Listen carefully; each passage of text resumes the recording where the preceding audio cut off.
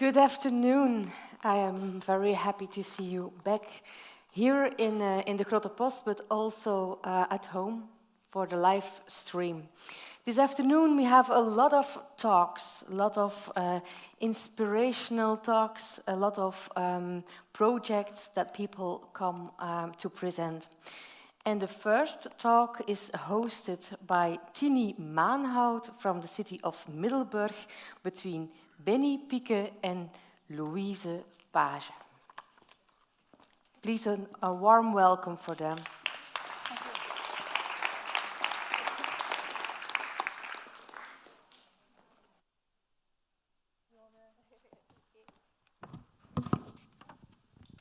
Thank you.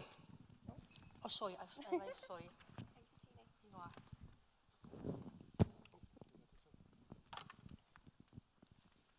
So in a good interreg project, it's also always important that you have a good mix between academic partners, local or regional authorities, but it's also important to have good companies in your project because it can also make a difference and they look at the future. So I'm very glad that ZEE Industries and Green Blue Urban were partners and now a cool towns projects. So may I ask you to introduce yourself? Hello everyone, lovely to see you all today. So I'm Louise Page from Green Blue Urban, Marketing Manager.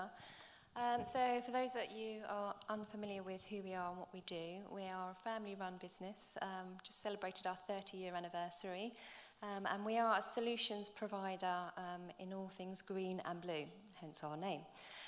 So we started with a very simple irrigation system, as I say, with our CEO looking to relish an opportunity. It was a drought. Trees were not being watered properly, or the roots were not being watered, I should say. So a simple irrigation system has then stemmed 30 years on to what we now have is our full, what we call an arbor system tree pit solution. So that's what we're predominantly known for, is urban tree planting. Supported many pilots here today, and we'll hopefully discuss those. We come back to that, yes? Benny? Hello everyone. My name is Benny Pike. I'm a product manager at ZEE Industries. I started 6 years ago at ZEE, which in R&D, and I've now grown in the product manager role. ZEE is a technical textile company based here in Belgium. We're also a family-owned company, active for 60 years, but operating globally. Thank you, Benny. Louise, what did your company decide to be a partner in Cool Towns? Yeah, thanks, Tini. So we were previously involved in the Water Resilient Cities project, so we were quite familiar with how the project would run.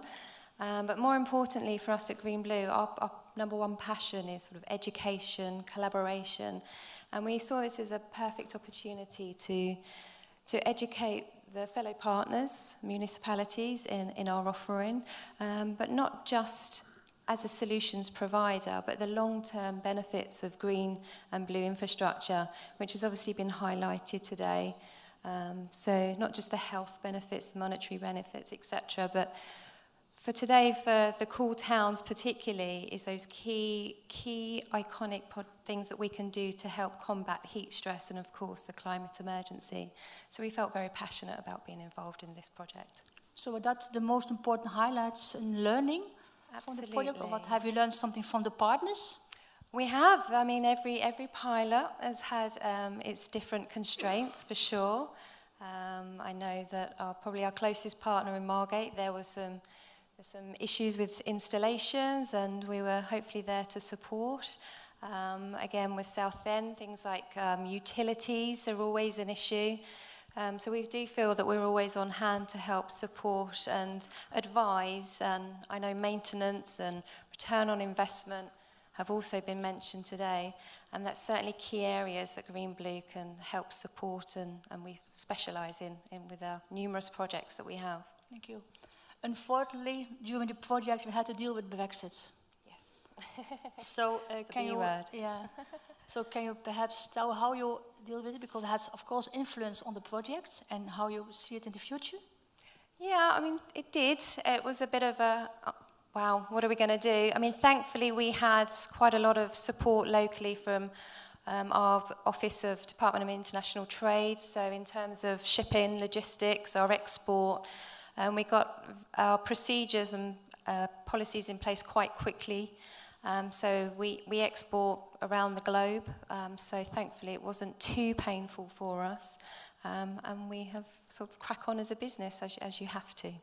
And I heard you start the business here now, or a cooperation with businesses in the Netherlands? Yeah, so we have distribution globally. So Houston are our distributor here in the Netherlands, but we're well represented. So export certainly is an issue for Green Blue.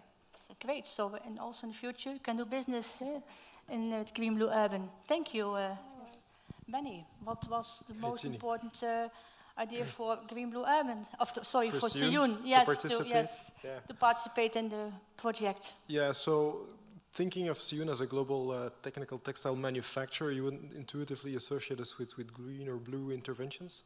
But what we make are technical textiles. So what we like to know is always how to use the products, how they perform, and what the criteria of the customers are. In this case, it was to better understand the cooling potential mainly of our green walls and our shade sails. So we can do technical marketing and then communicate to our customers what the product then contributes, because our composite, if you see it, you wouldn't really know what the benefits are.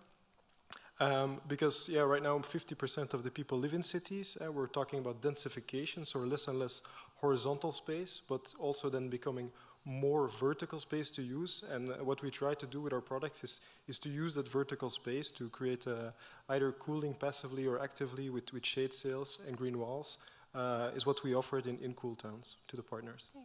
But like in Middelburg and some other parts, we also have installed some green walls. And what have you learned from us as local authorities in your project? So before we started Cool Towns, nobody really knew what heat stress was. And I think over the last 4 or 5 years, heat stress really has become a topic that people are talking about and are taking into account. And I think the Cool Towns pilots help with that, because they can see environments change. And we've also gained new insights into the cooling potential ourselves through our own research and collaborations with the researchers in the project. We've seen that normal walls, for example, they reach up to 70 degrees, and a green wall is only 30 degrees, so it's half of the temperature. And you have sometimes a 5-degree temperature drop also.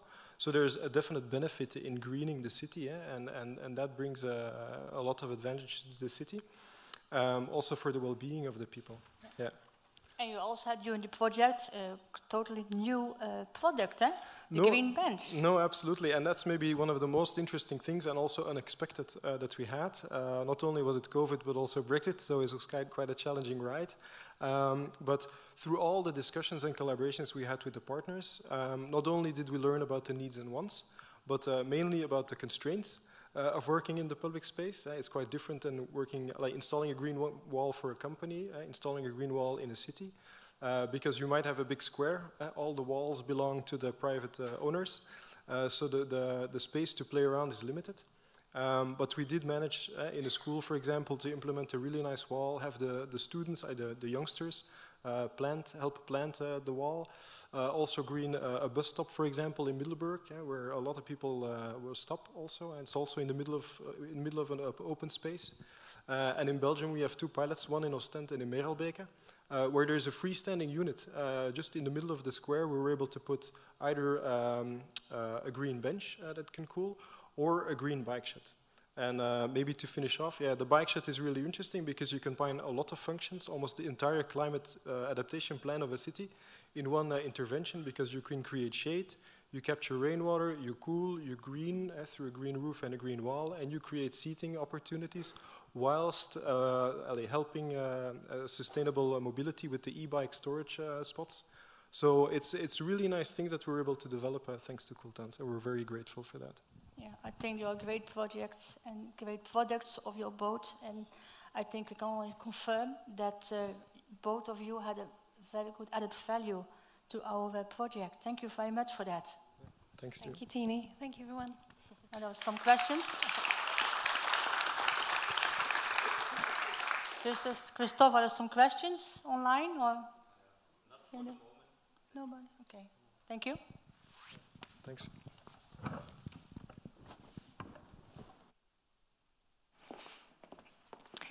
Thank you, Tini, Louise, and Benny. The next ladies who I may proudly introduce is Siska Liebrecht and Severin Verstraete of the province of East Flanders. Please, with a warm welcome.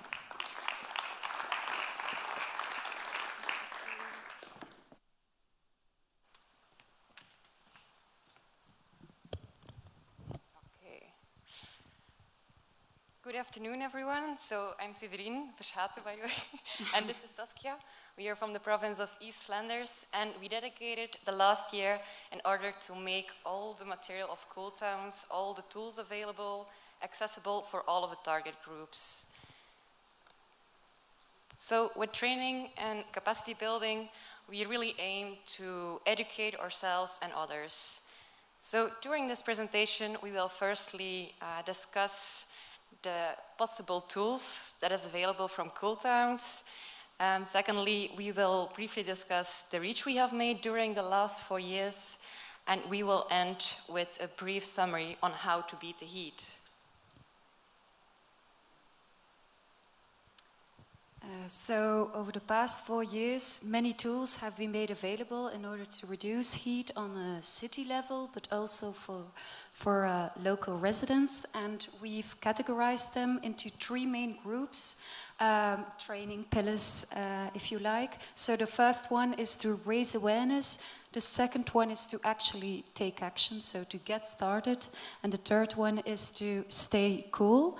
The first pillar contains educational documents that are easy to use and will help you to raise awareness. Yes, indeed. There are a lot of documents available, including the modular presentation. And as the name suggests, this contains of different models, so different topics that you can really mix and match depending on your specific audience. For instance, if you want to inform a class of high school students, then this is a different audience than, for instance, a more professional audience. So this presentation makes it really possible to tailor your own presentation. And next to the modular presentation, we have the stakeholder workshop. For instance, if you are if you want to reduce the heat stress in your city, then it's sometimes difficult to start somewhere. So this stakeholder workshop can really work as a guide to inform you how to really involve a lot of stakeholders, because this is really important to reduce the heat stress in your city.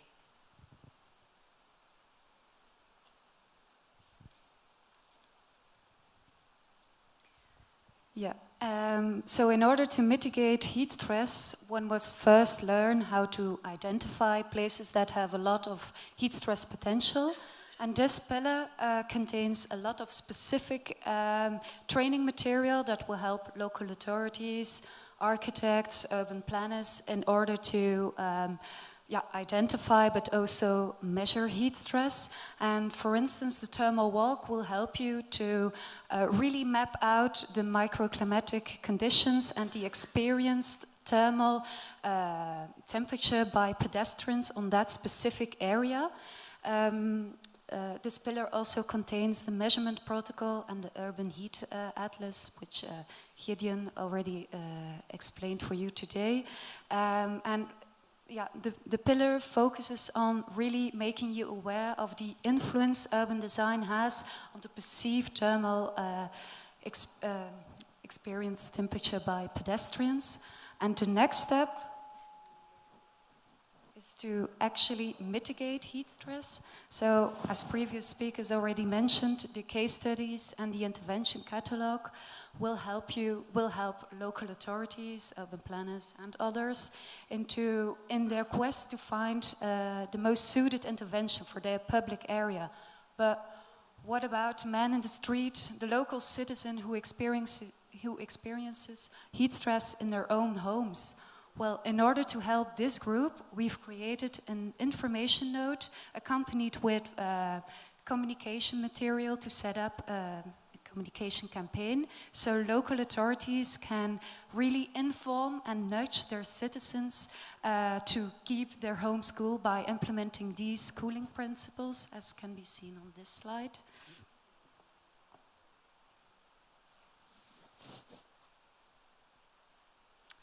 So the main goal of the project was to improve the resilience of small and medium-sized cities in the 2Cs area to heat stress.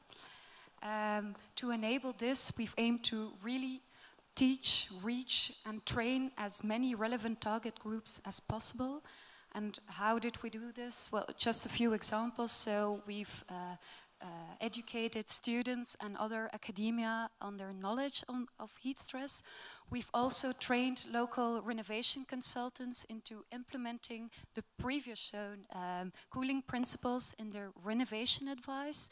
And we've trained some local authorities into taking heat stress measurements themselves. And yeah, we really try to awaken a sense of urgency within these target groups. Yes, indeed, but how many people did we actually reach during the last 4 years? So the CoolTAF partners have put a lot of effort into reaching a lot of people within the different target groups. And thanks to these efforts, we can say that we achieved to reach more than the predefined target, as you can see behind me.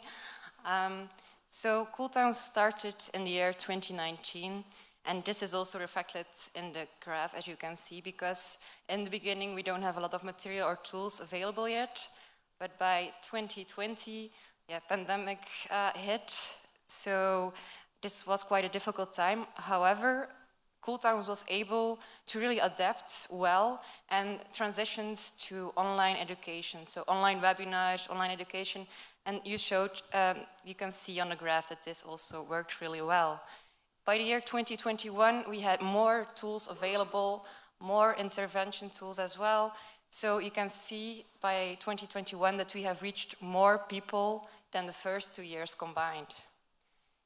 You see that the year 2022 is not yet included, but however, we hope that we can continue this trend over time. So, however, it is one thing to reach your audience, to reach your target groups, but it's obviously very important to also get the information across. So therefore, it is important to ask for feedback from your audience, from your participants, to see if the information really gets across. So, for instance, we asked for feedback after an info session for homeowners, as you can see here. And we did so by asking them a really simple question afterwards.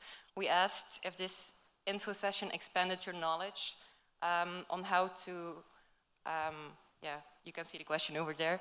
So you can see that the answers were really divided. A large group of the participants agreed that they had learned more, but there was also a group that did not. So this proves that there is room for improvement, and it's really important to adjust your training until your purpose is achieved. So we did this, and we refined our trainings until they reached really their goal.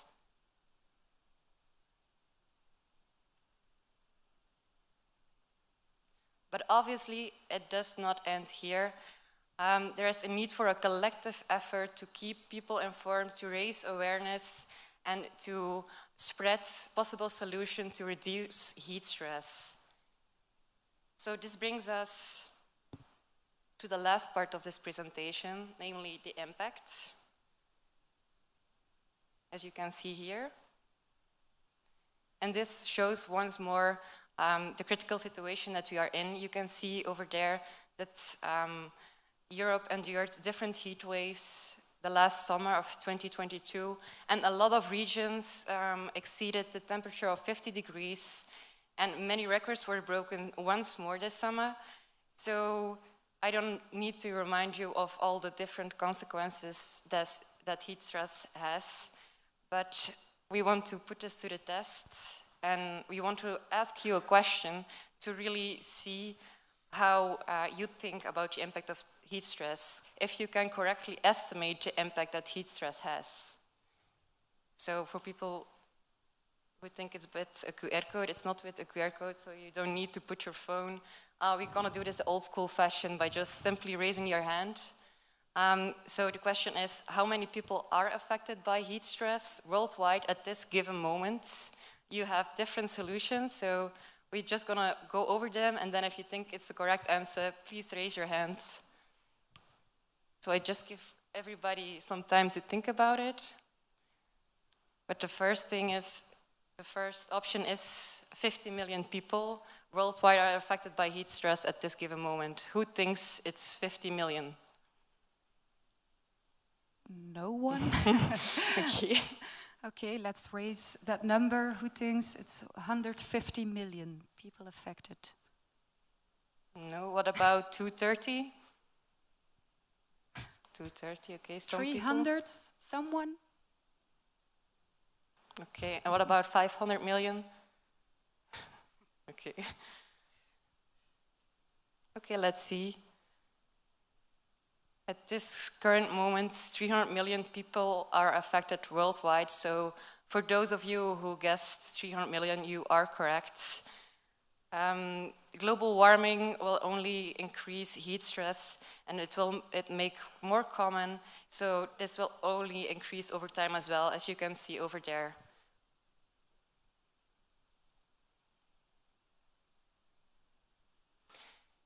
So the effects are devastating, especially in the city, especially in the tropical regions, and we don't need to remind you of those. But however, unfortunately, there is still a need to educate people, to raise awareness, and to train people about this.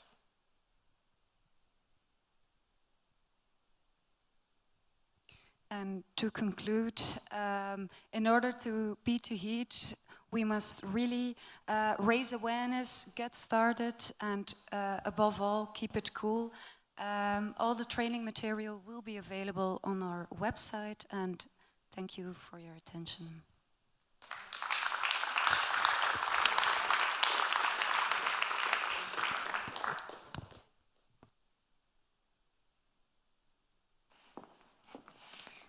Thank you, Saskia and Severin, and also, unfortunately, for the quiz. And it is really a huge number. What about Saint-Omer? Iris Chervet and Julien Despax are going to tell you about the situation there and the pilots they have done.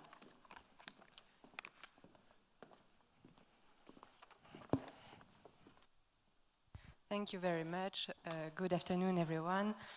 Thank you to the organizers for inviting us to this final content conference. I am Iris Chervet. I am architect and landscape designer.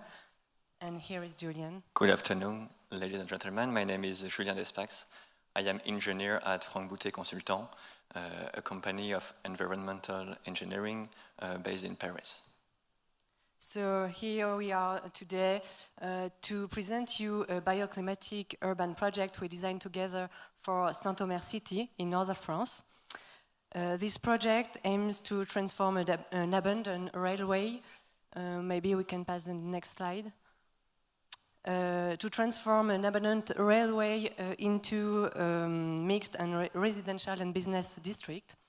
So our presentation will be in three parts. Corresponding to three scales of the project. First of all, we will talk about the climate and geographical environment at the macro scale. Then we will present you the way we designed the project at the station district scale. And we'll finish with presenting you the implementation at the micro scale, for example, on building materials or landscape public spaces. So let me start with a few contextual information. Saint-Omer is both famous for its marsh, cultivated since the medieval period. We can pass to the next slide. And for its architectural heritage, typical of the old city center. And the project side, no, just before, please, sorry.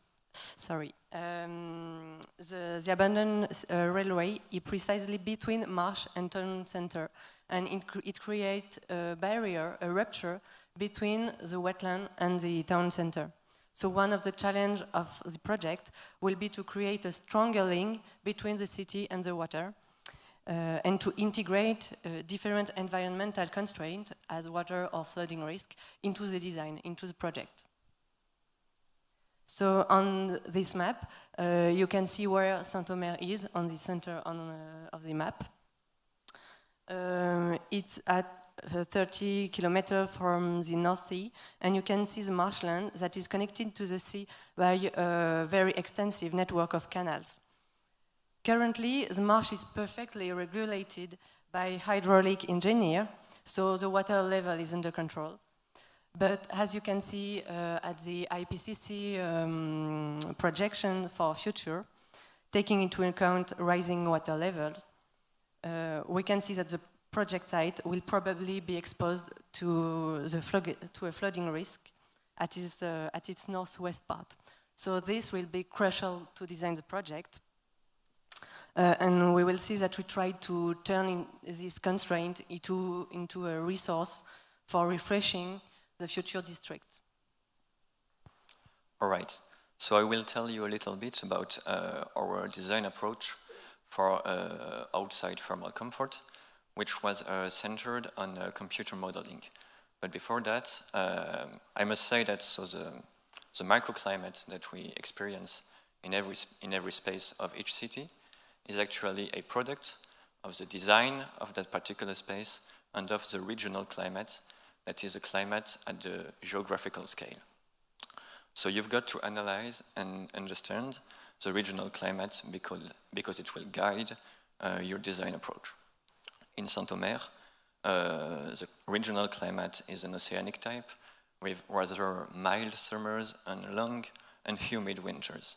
The wind is quite strong and vary from season to season, and extreme temperatures are quite rare today. So that sums up the current climate. But as you know, when you design a neighborhood, that has impacts for several decades. That is why you must project yourself into the future. And so we took a look at the climate projections from the IPCC, and we realized that, for example, the number of warm nights in Saint-Omer will be multiplied by 5 over the course of the century. And that is the climate conditions that we took into account for our simulations and our approach. Next slide, please. So let's move on to part 2 on the second scale. Here you can see the train and bus stations, and the project site is right on the left of the picture. Next slide, you can see the site. It's a linear wasteland, landlocked between the railway, the train line, and the canal. On the side, there is an old cabbage hole built in brick and a kayak club. They may both be preserved and restored. On the next slide, you can see the urban project that mixes both business activities and residential area. Business activities are in red, just along the train line, and the different typologies of housing in yellow. The layout of the buildings respects the linear geometry of the site and allows to enjoy to the best exposure, south and facing the canal. The height of the buildings maximize the views on the riverside park all along the canal for each housing. And the activities buildings are along the train line, creating an acoustic barrier, protecting the residential area from the noise. So on the master plan, you can see the future district will offer a lot of exterior spaces, public, like the park on the left, or private, as a little shared garden in the heart of the residential area. The old cabbage hall is transformed into a startup house that includes craft activities. In front of this building, a large sloping park descends to the canal, And this park will be able to accommodate the flood expansion. So housing in front of the park are built on a small platform to keep them out of the water. Now I'll let Jolene explain how the environmental modeling allows to optimize the project. Sure. So, like in most urban studies, we began with site analysis. So our first task was to understand how the site works. So we carried out a first microclimate simulation using the software EnviMet. And so we had to describe the existing buildings, the existing soils, and we simulated the existing site under future climate conditions, representative of the future summers that Saint-Omer will experience. These first results, they allowed us to point out the areas that were subject to thermal discomfort, or the area whose qualities had to be preserved. And it also helped us to compare the thermal behavior of the different soil typologies. You can move on to the next slide. So once the site analysis was completed, we followed with the scenario phase. So during that phase, Iris had to design several massing scenarios. Doing so, we were changing and testing urban morphologies. And in doing so, we were impacting the winds, and we were creating some shadows, and that can be problematic during winter. So that's why we had to extend our scope to annual comfort and not only summer comfort. So what we did is that we carried out annual sun hours analysis and pedestrian wind comfort analysis. This type of studies remain essential when designing a massing and comparing scenarios. So that was the second phase. Then, once we selected the massing scenario, we moved on to the consolidation phase. So at that point, urban morphologies, urban shapes were quite stable, and they were not problematic for winter comfort, and building shapes could change, but only a bit. So then we switched back our focus to summer comfort. So at that point, our remaining design tools were landscape design and building and ground materials. So we performed several project simulations with different landscape and facade design.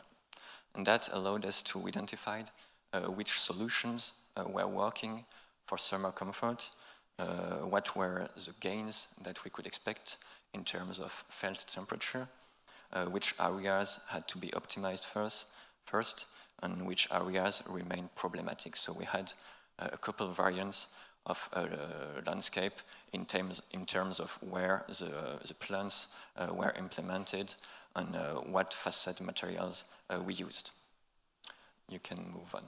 All right, so that was at the district scale. And then we moved to the smallest scale where simulation is relevant, that is the scale of the material. You can move on. All right, so actually from site analysis onwards, it is very useful and quite easy to simulate samples of ground materials, both existing materials or materials that you think of implementing on the project. And these simulations, they allow you to go beyond your intuitions regarding the thermal behavior of the materials, and it helps you in comparing them, in choosing them, and most importantly, in putting them at the right place on the massing. So this soil comparison is completed on the next slide, please, by materials palette that indicates the permeability coefficient of each kind of soil, and this allows to make prescriptions for future realizations. So next slide, you can see we made the same work, but this time about facade materials. But before modeling, we made first a selection of local materials we wanted to use into the future district. So this chromatic analysis may accord the new construction to the architectural context and guarantee the integration of the new district, of the new construction in the city.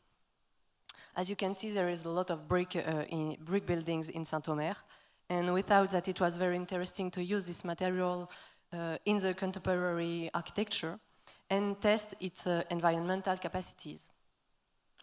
All right, so from the range of materials that Iris identified, and together with her, we designed a 12 facade complex, 12 different facade systems that were realistic in Saint-Omer. The differences between them were in the structure material, in the insulation position, and in the density and the color of the cladding. And so we compared these 12 variants on inside and outside thermal comfort, and that also helped us in choosing the types of facade that we would like to see on the district, and once again locating them at the right spot, taking into account the activities outside and the solar radiation. All right, and this is a synthetic view of our design guidelines. It will actually be passed on to future landscape designers and architects that will actually build the district. Because what we did here were, I would say, background studies, and our job was to build a detailed framework that will guide the design of other architects. So a huge part of our job is to make our results easily understandable for other people. So the landscape design is also a very efficient way to refresh public spaces and to create a nice atmosphere for the future district. As you can see, half of the soil surface is completely porous and rainwater may infiltrate the soil. The challenge is to recreate the natural metabolism, removing all underground water networks, to manage water on the soil surface, powering the green spaces, activating the soils, and improving biodiversity on the future district. Vegetation is different on the riverbank and into the residential area. Along the canal, the challenge is double. First is to create a tree curtain, a green continuity at the urban scale. And the second is to keep visual porosities between the new district and the old town. The picture shows an interesting example in Sweden. And near the housing, the vegetation is organized by different strata, each one having a role for climate comfort. One will break the wind near gardens housing, one will shade the facade, and the last one will shade the soil. All right, so I would like to emphasize on one point. So I just said earlier that our job was to pass on a framework to designers and constructors, and that takes the form of a prescription book. Some of them are optional, and some of them are mandatory. And that handover is actually critical, because beyond the technical approach and the cooling devices that we all know, it is the role and the job of cities, of local authority, to provide a project workflow through which our guidelines can be passed on and actually materialize in the project. And we just end now with some pictures representing different areas of the project. Thank you for listening, and we are at your disposal for any question. Thank you.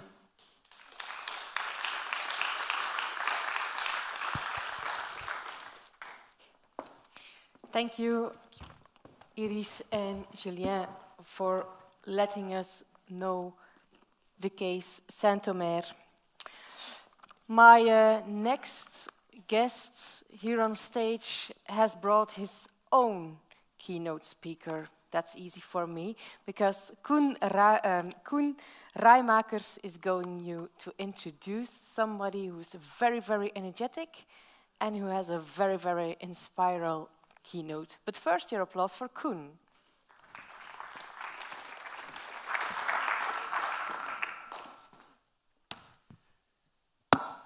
Thank you, Annelies.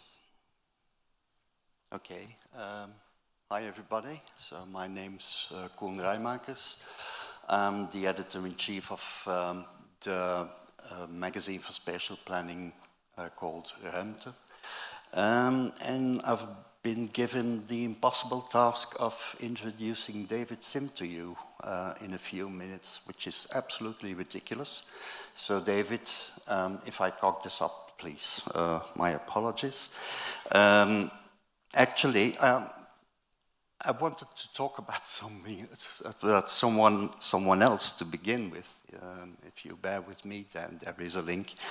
But anyway, this story for me began some 6 years ago when the publisher we're working with came knocking at my door to ask if I would be interested in translating a book by a certain Jan Gehl, his latest Cities for People.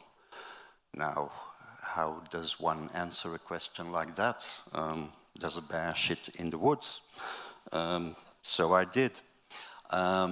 So I got to know Jan Gehl a bit better and got to know his views, his writings, his analysis of our urban planning systems. And what struck me most of all was that the underlying message that he wanted to get across is extremely simple and clear. Jan's thesis was that we've been going the wrong way when it came to building cities in the 20th century. We missed the ball there completely, according to him, and that was mainly due to modernist thinking, due to pulling apart functions in the fabric of cities. That was a disaster, according to him. What's more, we'd been building cities for cars, not for people. And that was one thing he felt very strongly about. So he went out into the streets, the squares, he started observing people, observing everyday lives of people. He collected all those data like a proper anthropologist, and based on that he started to work on his urban planning. And well, the rest is history, as we know. Jan Gehl became a world brand name for urban planning. So, 6 years later, that same publisher came knocking again if I would be interested this time in translating another book by a certain David Sim, Soft City.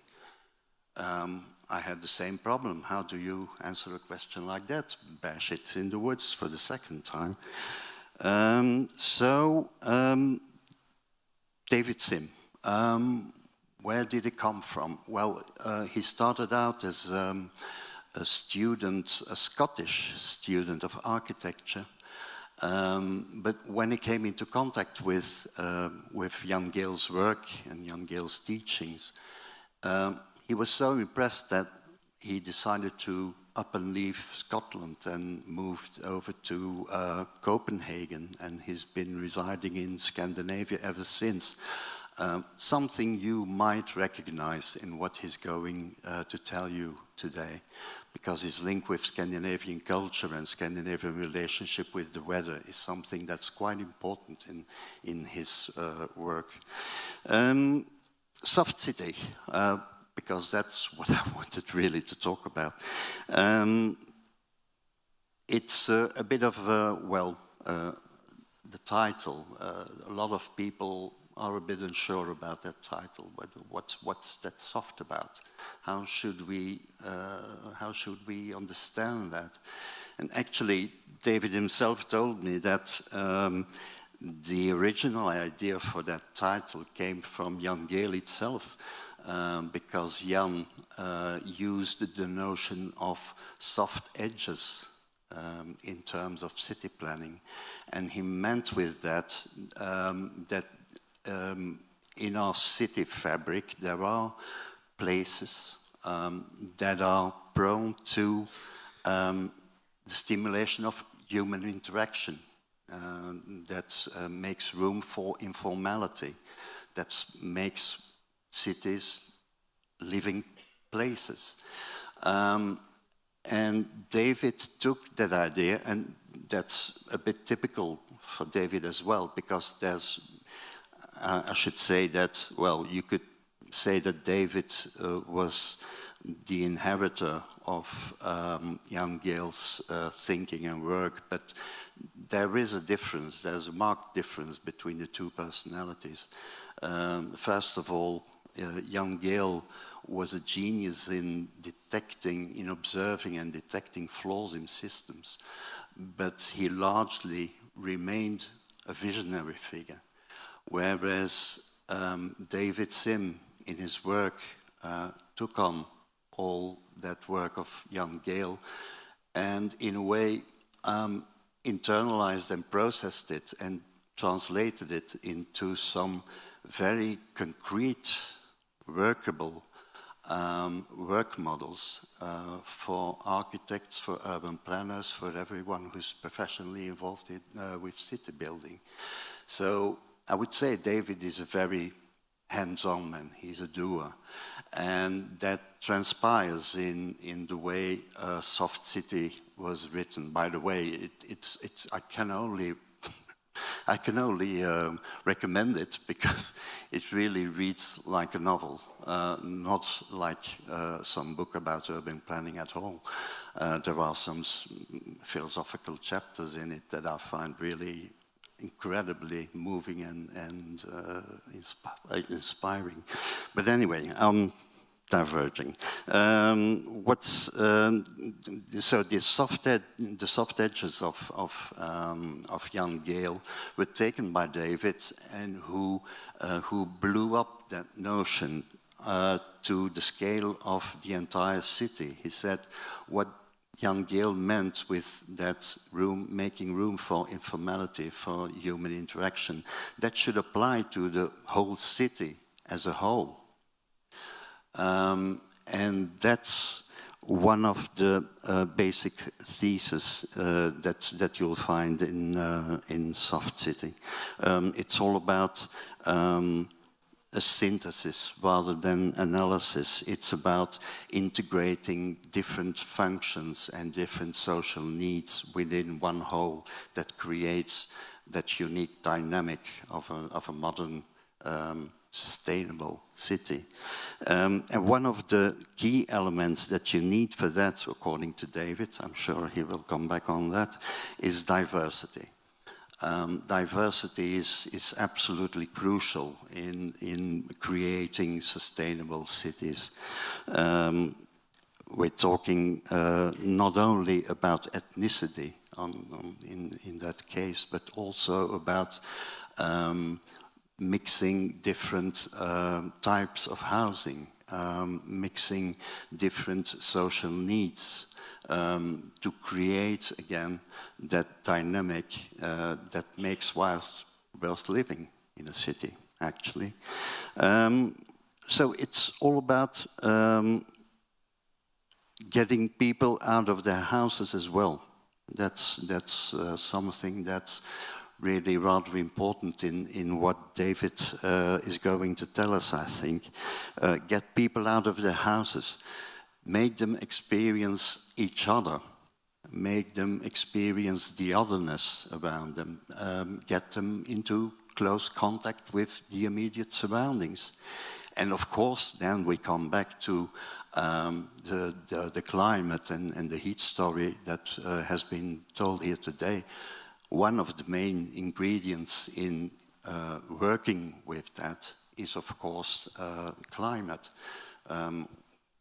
And I come back to the Scandinavian trait of Mr. David Sim on that point. Anyway, what it boils down to is that urban planners and city builders should be concerned with making human lives as comfortable as possible. And you need to do that on a very, very minute, small scale. So don't expect too much grand gestures in Soft City. It's all about working with a looking glass in order to create a perfect, sustainable environment. But David, I'm not going to steal your thunder. The rest is up to you.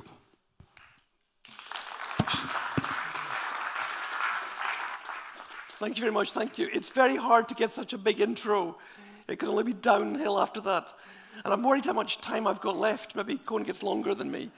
Thank you. I'm really excited to be here. I'm a little bit nervous now because I've learned so much already this morning and this afternoon that it's always hard to speak in front of experts. So we've got 3 problems. The first one, as Koen mentioned, I'm Scottish. And apart from Brexit, we'll talk about that later, there's an accent, and I talk a bit fast. You can hear I've got a bit of a sore throat. It'll be possibly more painful for you listening than me talking. And I think I've got 120 slides and about 19 and a half minutes to there's a Scottish expression, I think, living with the weather. And I suppose it was because something about maybe climate change, and as you finished talking about all these heat mitigation, heat stress, I'm asleep already. How do we make this stuff relevant? I was a bit nervous when Koen, and if Koen says that the Soft City book reads like a novel, that's because his translation reads like a novel. I'm not a writer, I'm not an academic, I'm a practitioner. I wrote a book, which I thought, I was nervous Koen was actually going to tell you this, but I'll tell you anyway. The original title was The Shit That Works, which is basically about some of the simple things that make our cities work. And we'll see if this. Yes. So, this is Malmö in Sweden. A spring evening. Who would imagine the Swedes were dancing tango? And it's just because some have got their coats on, but different people in the same space. And of course, you can ask yourself, should we talk about climate change or behavioral change? When the space makes us do different things. This is an aerial view of the waterfront. Now, Malmö is the kind of Ostend of Sweden.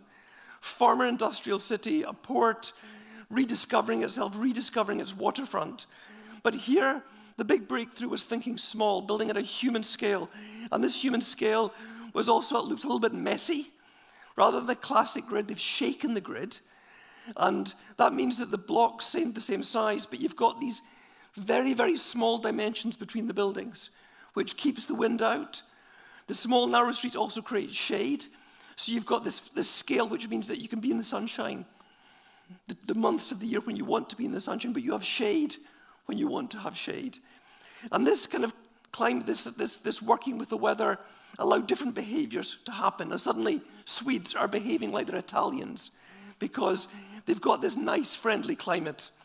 And it's to do with the scale again, the scale where the plaza is maybe not much bigger than an average garden. But what that turns into is for people, and not just about the nice microclimate, for the mother looking out the kitchen window, she has an overview. And if a stranger walks past while our children are playing, hello, hello, you've got that contact, you can read the situation, because it's a scale which not only gives us good climate, it's a good scale for people. And that allows, a bit of trust. Children can learn about playing on their own. What I learned about, I was at a conference last week, and I learned that that unsupervised play is very important. Children doing wild things. At one point, you hit your little brother with a hockey stick. That violence somehow teaches you about empathy because you learn about going too far. It's vital that children can play outside unsupervised. And even when there's enough trust, that these little girls can go out onto the waterfront and sell coffee and juice to Belgian tourists. And they don't get kidnapped, they don't get run over. There are 200 mums and dads upstairs looking down to see what's going on. But what a nice childhood when they have that freedom to do things like that. So again, how suddenly, Malmö turns into Mallorca because there's a space which supports that. And on a very small level, on an hour and a half on a Tuesday night, you get a mini vacation. You take your husband or your wife on a date. They've bought pizza, but they've taken the water from the apartment. And there's a cheap date, Tuesday night, and a little bit of holiday feeling to calm down all of that difficult stress of adult life. And of course, they're Vikings. And you know how to swim. And if you can swim in the lake, and if you can swim in the sea, you can actually swim in the harbor as well. Just need to clean up the water a bit, use the same strokes. And what could be more soft than walking around the neighborhood in your dressing gown, seeing your neighbor? And even softer is you leave the door open, because, maybe the cat has to go out while you're out. But the neighbors are watching. There's that scale which works for people. And so we've got this feeling of trust. And it's kind of like living in a village and say, it's not just a place, a neighborhood. It's a state of mind. And that was what I was trying to capture in Soft City, the idea that it's these little things which allow you to behave differently, things that are relevant for people. Because, when I started publishing the book, the editor wanted to call it Resilient Cities. And I knew if it was called Resilient Cities, it would go on this shelf, and get dusty. So we have to make our story a little bit more sensual, a little bit sexier, a little more exciting, to make it relevant for people. And then, because I can imagine some of you are thinking all of the serious stuff you've heard this morning and this afternoon, Swedes dancing tango, Vikings swimming, leaving the door open, that's very cute. But don't you know there's some really big shit issues to deal with? We've got Greta reminding us, and we've had very, very serious flooding in Scandinavia in recent years. So it's become a real problem. And don't talk about COVID. The real pandemic that's killing far more people is lifestyle-related diseases. Heart disease, obesity, killing so many people. And then ironically, the next biggest illness problems we have in the Western world is loneliness, which is ironic since more people than ever are living in cities. And of course, COVID has seen an explosion of inequity. And if you're working in planning, everybody's complaining about being stuck in traffic. And all they want is an extra lane on the highway and more parking spaces. No wonder everybody wants to lock themselves inside and just stay at home and just stay indoors, because why go out into this horrible world? And I suppose that was the idea. Can we think about the city, this soft, gentle city around us as a kind of solution? And so back in Malmö, when I look in this picture, we talked about diversity, and it's diversity of weather as well, being out in different weathers, diversity of behaviors, diversity of people going out into a public space. I meet people that are different from me. They dress differently, they look different.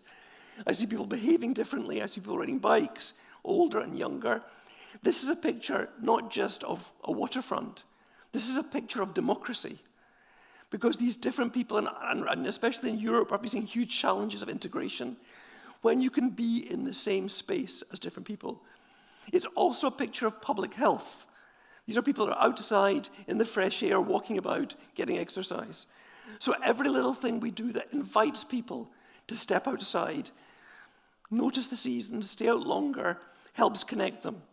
And we can think about these little steps that connect us to planet, the little steps that connect us to place, and to other people around us. Now, Copenhagen has been mentioned. That's been the laboratory. Copenhagen in the 60s had this crazy idea to make a pedestrian street, and everybody knew it wouldn't work. The Danes are not Italians. The climate's wrong. It's not their culture. They're Lutherans.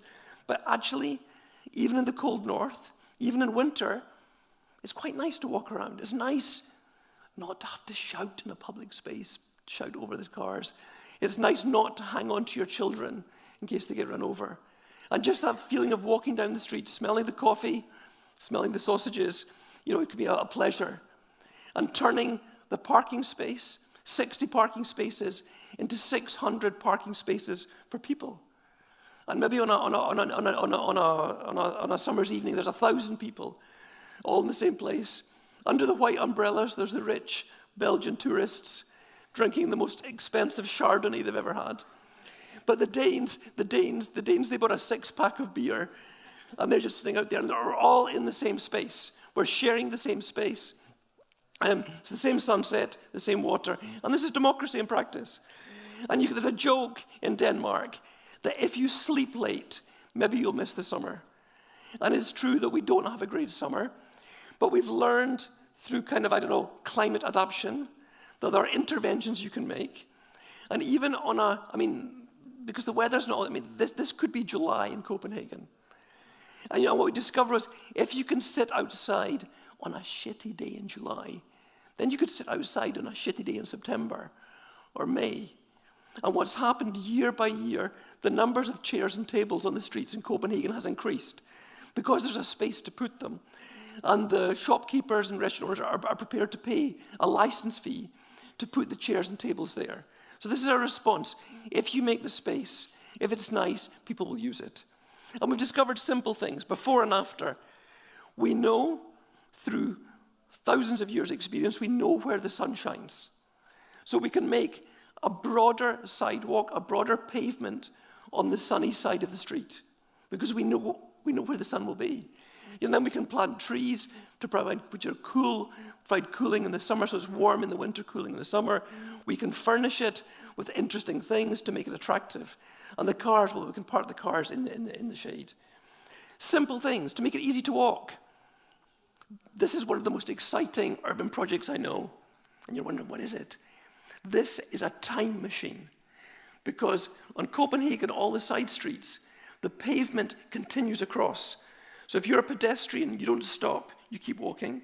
Your 5-minute walk becomes a 3-minute walk because you don't have to stop. Your children can walk to school on their own 12 blocks. They never cross the street. This gives you an hour and a half extra every day. And even the guy from the country, there's no electricity, there's no app. And even this guy who's come from the countryside, he's never seen this before, instinctively knows how to use it. Okay, I have to stop here. Okay, now it's my turn, now I can drive. Incredibly simple things. And this has meant that we can spend more and more of the year outside. This is how you make Vikings. The babies are, the mothers and fathers are inside drinking cappuccino. The babies are outside becoming Vikings. And of course, there's a couple of American tourists who are like wanting to call the police. What could be more soft than babies sleeping on the street? And of course, we talk about the baby boom in Copenhagen, because if you make it good for families, it's good for everyone. And so the fact that you can bring up your children gives you such a nice quality of life. You come to the city as a student and you can stay there. Cycling, of course, you've probably heard about the Copenhagen cycling. Everybody cycles, but it's an integrated, it's an ecosystem. Cycling, pedestrian, and in fact, you're cycling past the shops. It connects to the whole business of shopkeeping. Everywhere we've studied, Copenhagen, Melbourne, London, Edinburgh, people on bikes spend more in shops than people in cars because they can interact, they smell the bread, they can stop spontaneously, so they spend more. And they can also cycle in winter. And we have little baby snowplows to make sure they can keep cycling, 70% in winter. So all of this maybe starts thinking, well, what does this give us? Well, we can start thinking about health. And it's very funny to laugh at the Americans because they've always got a solution. You can drive to the gym, go up to the fitness, and you get the irony that inside this place there are machines that simulate steps, and there's treadmills to simulate walking, and spinning to simulate cycling. But you can ask a district nurse or a surgeon, what's the foundation of public health? And they'll say the same thing. Fresh air, exercise, meet people. Get outside, move about. Now, public life is not always super exciting. Swiss people playing chess. This is not the most exciting example. But for these kind of lonely, sad old men, this gives them a legitimate excuse to be in the public space. A legitimate excuse to start a conversation with a stranger. Like, oh, he played really badly. And although it's only 2 people playing, maybe 20 or 30 people can take part. And in this lonely world, this is giving us meaningful connections. I could talk for ages about biophilia, about trees. There's really amazing Swedish research. If you can see a tree from your hospital bed, you will get better faster than if there's no tree. 2 trees, you get better faster again. Now that sounds kind of cute. Having people in hospital is incredibly expensive. I mean, in Europe, we don't think about it so much because we generally don't pay. It's an I mean, the health budget of a nation is bigger than defense. It's the biggest post in the national budget. Planting trees is cheap. So it's not just about the trees do other things as well. It affects our whole national economy. And this is just from the BBC. Walking would save thousands of lives in the UK. Inactivity killing as many as smoking. Walking cuts breast cancer risk. So suddenly this thing about the walking thing has become really, it's not just about being outside and a heat island effect. It's actually about our health. And I think if you want to get people's attention to talk about this cooling down the city, talk about their health, their wife's health, their children's health, their parents' health, because it becomes more relevant. This is the Swedish newspaper. Loneliness is just as dangerous as smoking. And this was the Guardian yesterday. Spend more time with strangers. It's kind of like that there's so much evidence that this being outside is so good for our health. So if we can, think about those things, and here we are in Sweden, and we always say, no such thing as bad weather, just the wrong clothes. And every moment that gives you a bit of connection, and sometimes it's very simple. We talked about textiles. This is in Mexico, a piece of cloth that allows people to dance on a very hot day is just a piece of cloth. So can you build your own weather? And this is in Scotland, that little cozy corner, and this is in Malmö. This is a wall. It's a wall that shelters you from that wind from the North Sea. And just that wall, it takes you from the south of Sweden to the south of Germany. It's a different microclimate. It's just a wall. And that's why, if we look at our old cities, that wall exists in our courtyards. And that's been one of the secret weapons we have in our European cities, is that these climate-protected spaces, and when we put green stuff in them, something magic happens, because we create a climatic room. There's a naturally better climate because it's always a little bit warmer in the winter, a little bit cooler in the summer. And this is important now because with Mr. Putin turning off the gas, if we can save a few degrees difference, hotter or cooler, is a huge difference for energy use in cities. But of course, things flourish. The green stuff flourishes if you've got that better climate. There's a longer season. Here, all of this stuff, the blue-green stuff, it becomes so much more relevant when it's in my back garden. It's my garden, my courtyard, where all this stuff is. I want to take care of it. And of course, the season for being outside gets longer. Spring comes earlier, autumn comes later. It's a protected acoustic space. It's quiet. So simply you can sleep with an open window. Having the windows open in the summer to this cooler green space. Again, it's magic. We don't need to have air conditioning. The green stuff does it for us. And of course, in terms of community, having a common space that we meet, where we can meet our neighbors on neutral ground, not just kind of having an angry exchange in the staircase or in the lift, but actually in the back garden, we can meet our neighbors. And this is why, I think, why Copenhagen is considered to be one of the most livable cities in the world. It's great for families because you can live in an apartment, you can stay in the city, you don't have to have that whole, move to the suburbs story when you borrow parents from your in-laws. You borrow money from your in-laws to go and live to buy a house so that your kid has grass. And then, you spend 2.5 hours a day driving back and forward. So your 8-year-old gets grass. And then by the time your kid's 13, they want to be back in the city again because they're in a club or an orchestra or something. So you can stay in the city. So outside, there's all of that cool culture and wine and cinema and education, all of those things, but you can have in your back garden a much better back garden than in the suburbs. And in 45 seconds, you can be out there playing. And of course, there's not just the parents, you're making dinner, there are maybe 200-300 other parents watching the children play. And there's always somebody to play with. We can also talk within this system about nanoclimate, those tiny little things we do, and having a balcony. Now, you saw during COVID, those Italian balconies, how magic that was, when you saw those concerts and parties on the balconies. But it's such a cheap intervention on a small old apartment, radically changes your life. And then we can go down to the Mediterranean and learn, well, what did they do in Italy and Spain?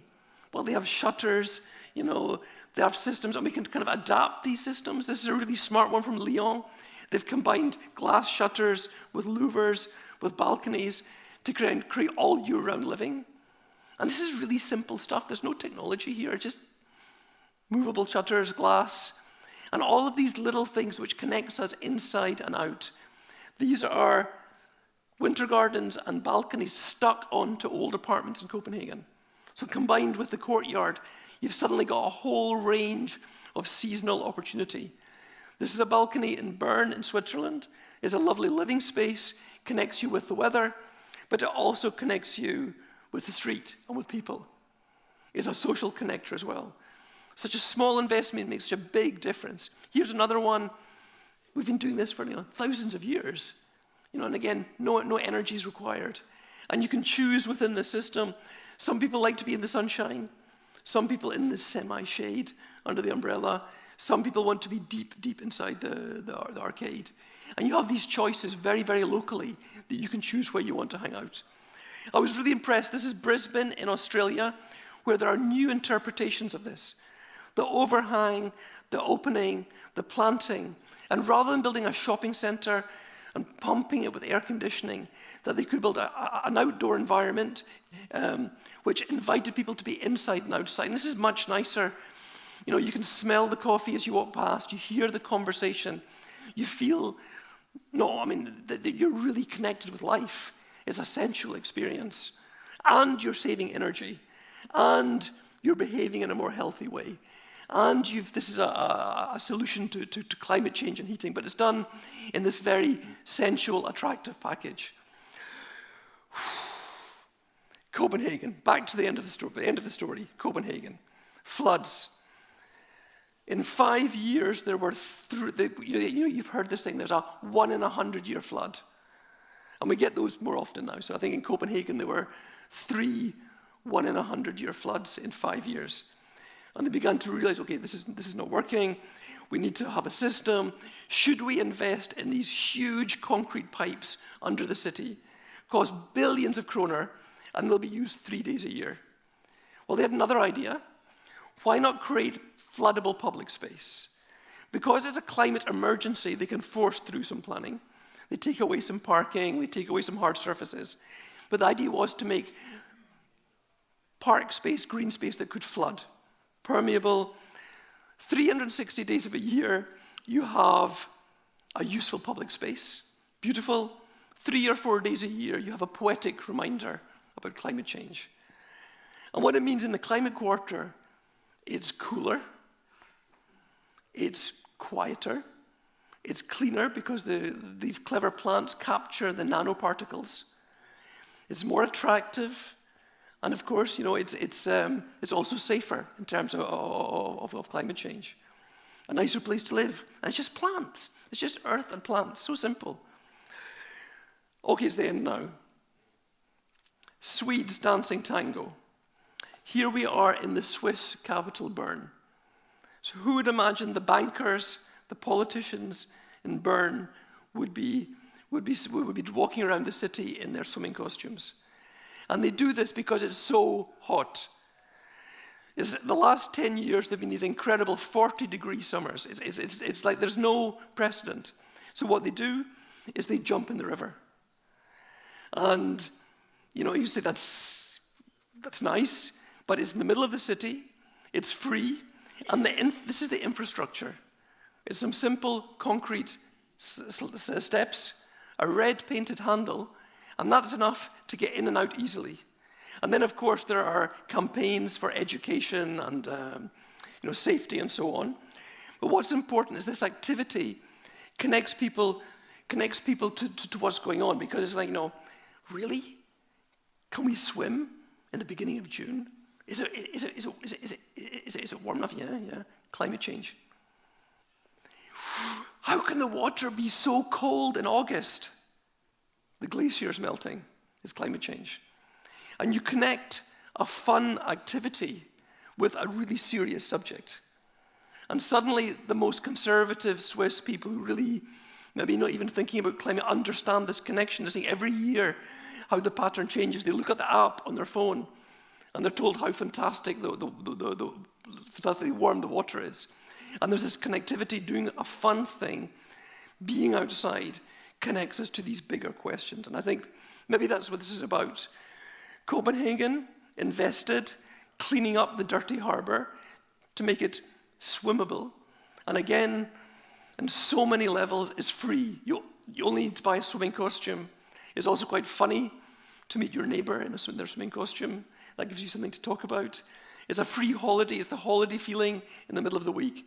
But it's really simple things which maybe make us think that we have to tell the story in a more exciting, sexy, sensual way to get people excited. Because I'm so inspired by the things I've seen here in Ostend and the other examples from England, from the north of France and Belgium. But I think it's really important that we have a story.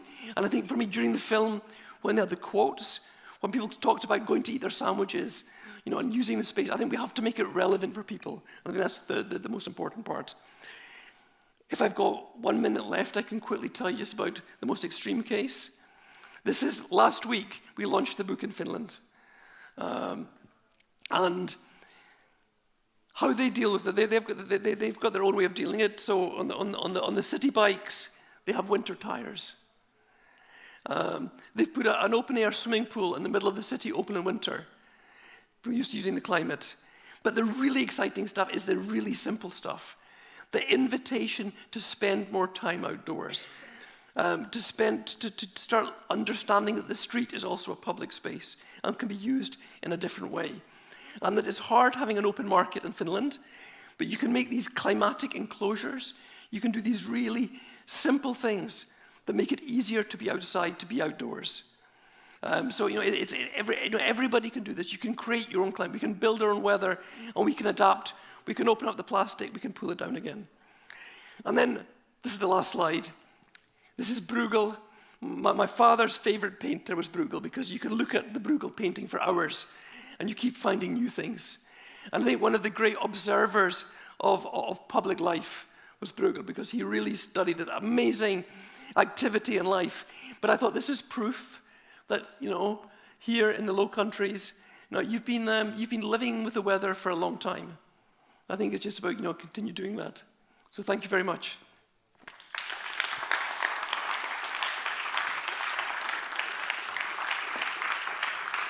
Thank you very much, David. You brought some books, I guess. Yes. And so if anybody's interested, so I think there are some books for sale outside.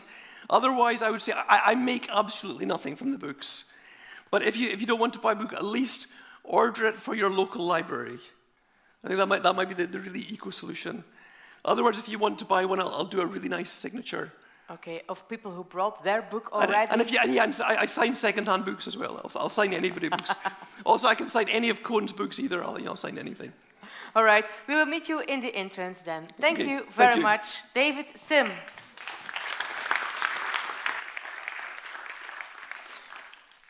I told it before, we had a very nice animation that normally I want to show you this morning, but some technical issues. I think we have this animation right now to show for the public or not? Yes? With major consequences for public health and the quality of life. Changes are needed in public space to reduce heat stress. Spatial adaptation is a key way to make towns climate-proof, while also improving the quality of life and increasing attractiveness. Planting trees, hanging shade sails, creating green facades and adding water elements can be effective measures against heat stress. This doesn't just keep places cooler, but can also provide added benefits. For example, more green spaces can support biodiversity, improve flood resilience and combat drought. Cities do not yet have sufficient insight into the heat problem itself and the effectiveness of the various measures. Policymakers, spatial designers and other experts can benefit from additional knowledge and practical tools to properly tackle heat stress. In the Cool Towns project, 13 European partners are working together on a suite of tools and pilots to support the decision-making process for taking spatial heat stress interventions. Solutions that make towns climate-proof in a changing climate are explored, developed and implemented. Cool Towns is supported by the European Interreg programme, 2Cs 2014-2020.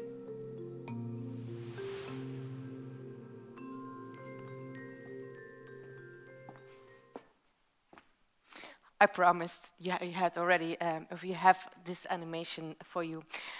Also, a good wrap up, but I guess the mayor of Middelburg, who is the lead partner of Cool Towns, has also beautiful words for this project.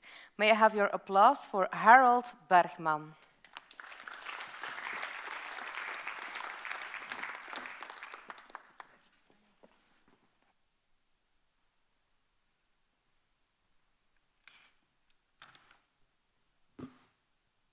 Well, good afternoon, ladies and gentlemen. With this final conference, we are now nearing the end of 4 years of intensive collaboration between the 14 Cool Towns partners.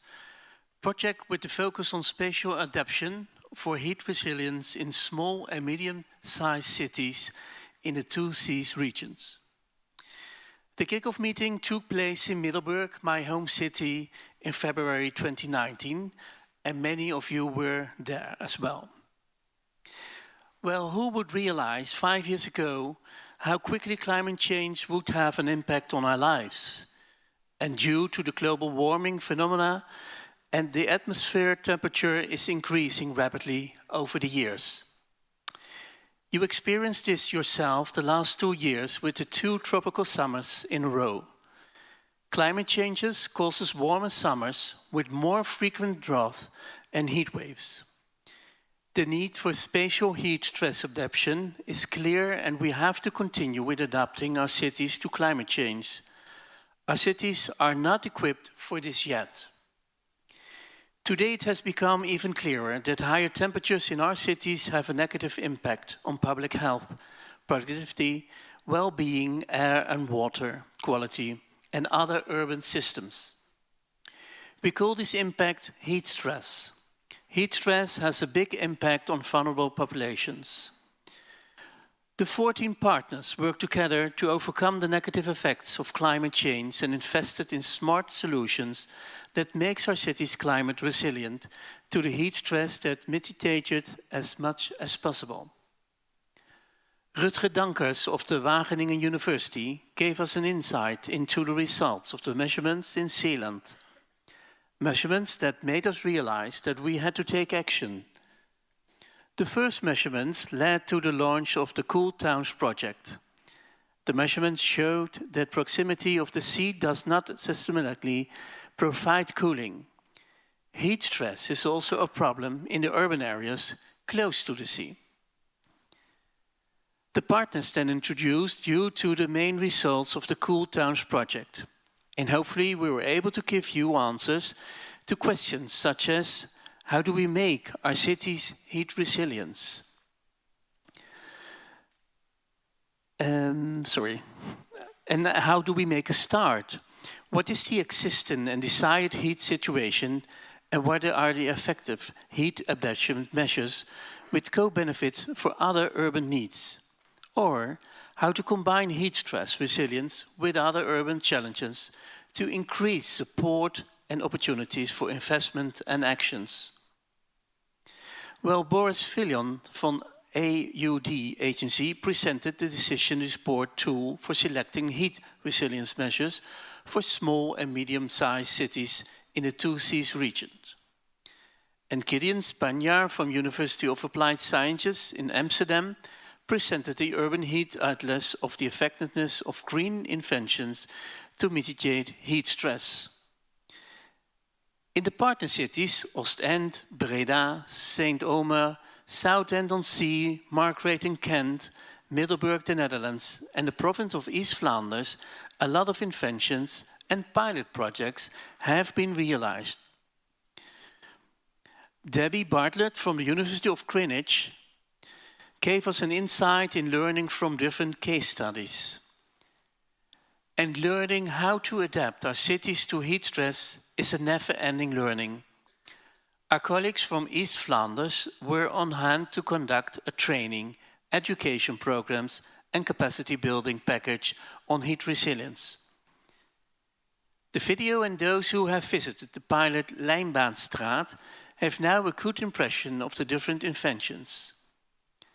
Our partners of Green, Blue, Urban and ZEE Industries responded by testing their products in the partner cities and adapting them to the needs of the cities and users of the public realm. 3 pits, green benches and vertical gardens are installed in different pilot cities. All partner cities have a specific city context. They all made a tailor-made city strategy based on a 4 years joint working and experience. Iris and Julian presented the urban study of Saint-Omer. Keep an eye on our website the coming weeks. You will find the various results on our Cool Towns website. And of course, we are grateful that David Sim from Denmark, author of The Soft City, shared values and ambitions of making cities for people. After the inspiring presentation, we all go home with a lot of new insights, and I can recommend the book to you. This morning, this conference was opened by my colleague Mayor Bart Tommelijn. And I would like to thank the city of Ostend especially for its hospitality and the organization of this closing conference. Much appreciated. And on behalf of the city, of the lead partner Middelburg, I would like to thank him and present him a book. The Cool Town partners, and particularly Middelburg and Breda, as lead partners looks back with pleasure on a successful collaboration and on many results that have been achieved. None of this would have been possible without a cooperation and financial contribution from the Interreg 2 Seas program. Thank you very much to Faisal Ramdane and Marnix Moorman for your presence and commitment to Cool Towns. And thank you also to Annelies Blomme for being our moderator today. For you certainly not only easy task to have to jump in the last minute for Taco Pompma, one of the Cool Towns project managers. Thank you. And ladies and gentlemen, before we have a drink on the friendship and results in the foyer, I would like to ask all the Cool Town partners and the representatives of the Joint Secretariat to come forward to receive an umbrella against the heat waves. Thank you very much.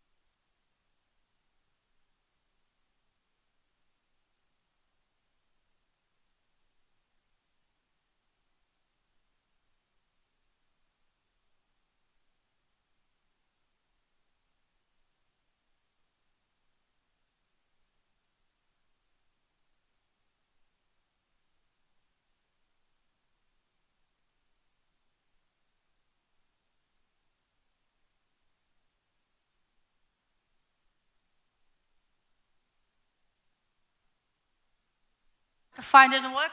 Okay, thank you. Really, I want to thank you all as partners for the collaboration in the project. I think we have a lot of results, and I was really proud to work for you all. I have to excuse Taco, but I think we had all together, we had a good team, and I think we are all proud of what we have managed, and also in the harmony in the project. I think we all became friends. Thank you very much for that, yes? And good luck, and we still, of course, we have a lot to do until the end of the project and at the end of December, but we will manage, okay. And Ostend, thank you very much for the hospitality. It's very much appreciated. Thank you a lot, Tini, but I'm not speaking on behalf of the city. It's just I wanted to present a little gift to Tini, as he was the animator, the most important figure in the project to help it running well. So there's a little gift also for you, as we had for all the speakers. And I then asked maybe at Christophe to just say a finishing word for the city.